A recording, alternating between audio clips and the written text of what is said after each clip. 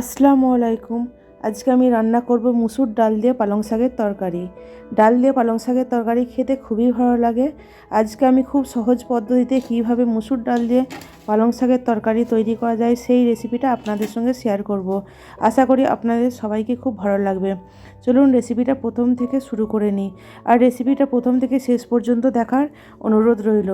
প্রথমে আমি একটা কড়াই নিয়ে নিয়েছি, তার মধ্যে আমি এক আঁটি পালং শাককে ভালো করে ধুয়ে ছোট ছোট টুকরো করে কেটে নিয়েছিলাম, সেটাকে আমি দিয়ে দিয়েছি। তার মধ্যে 1 চামচ হলুদ গুঁড়ো, 1 চামচ লঙ্কা গুঁড়ো আর হাফ চামচ ধনে গুঁড়ো দিয়ে দিয়েছি। এবার আমি এই শাকটার মধ্যে দিয়ে দেবো ছোট ছোট টুকরো করে রাখা বেগুন। আমি এখানে অর্ধেক বেগুন ইউজ করেছি। আপনারা যদি শাকের পরিমাণটা বেশি নেন তাহলে বেগুনটা কম বেশি করে নেবেন। এবার আমি সব কিছু ভালো করে একবার হাতে করে ভালো করে মাখিয়ে নিচ্ছি, যেন সব কিছু একটু মশলাগুলো ভালো করে শাকের সঙ্গে আর বেগুনের সঙ্গে মাখানো হয়। আমাদের শাকটা মাখানো হয়ে গেছে। এবার আমি এই শাকের মধ্যে মসুর ডাল দিয়ে দিচ্ছি। আমি এখানে 1 কাপ মসুর ডাল নিয়েছি। মসুর ডালটাকে ভালো করে আমি ধুয়ে নিয়েছিলাম। এই মসুর ডালটাকে শাকের মধ্যে দিয়ে দিয়েছি। আমি আর একবার এই ডালটাকে ভালো করে শাকের সঙ্গে মিক্স করে নিচ্ছি, যাতে মশলাগুলোর সঙ্গে ভালোভাবে এটা মাখানো হয়ে যায়। আমাদের শাক আর মসুর ডালটা ভালো করে মাখানো হয়ে গেছে। এবার আমি এর মধ্যে দিয়ে দিচ্ছি 1 চামচ পরিমাণ সরষের তেল। সরষের তেলটা আমি আর একবার ভালো করে মাখিয়ে নিচ্ছি শাকের সঙ্গে।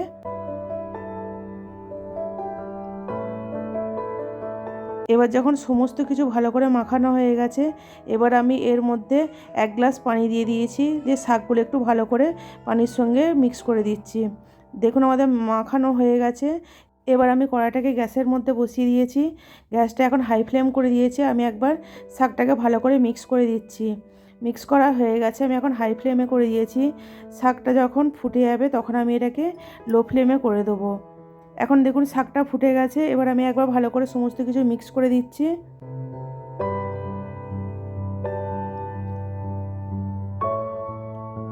শাকটা ভালোভাবে ফুটতে আরম্ভ করে দিয়েছে। আমি গ্যাসের ফ্লেমটা এখন লোতে একদম করে দিয়েছি। আমি এবার দেখুন 10 মিনিট রান্না করে নিয়েছি। 10 মিনিট পর দেখাচ্ছি। 10 মিনিট যখন রান্না হয়ে গেছে, শাকটা ডালটা অর্ধেক সিদ্ধ হয়ে গেছে। তার মধ্যে আমি 1 চামচ নুন দিয়ে দিলাম। আর একবার আমি নুনটার সঙ্গে ভালো করে মিক্স করে নিচ্ছি।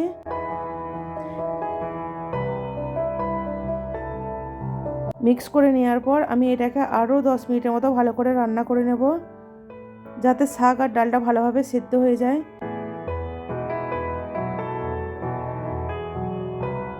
দেখুন আমি 10 মিনিট পর দেখাচ্ছি, আমাদের শাক আর ডালটা ভালো করে সিদ্ধ হয়ে গেছে। এবার আমি এটাকে নামিয়ে সাইডে রেখে দিচ্ছি। এবার আমি একটা ছোট এখানে তরকার জন্য একটা প্যান নিয়ে নিয়েছি। তার মধ্যে আমি 2 চামচ সরষের তেল দিয়ে দিয়েছি।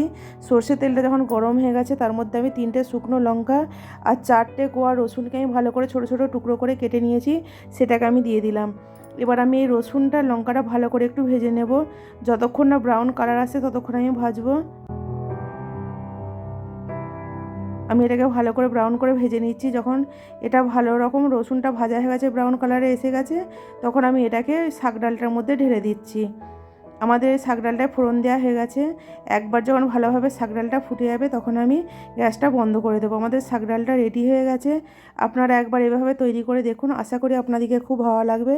এটা খুব সহজেই তৈরি হয়ে যায়, খেতেও অসাধারণ স্বাদের হয়।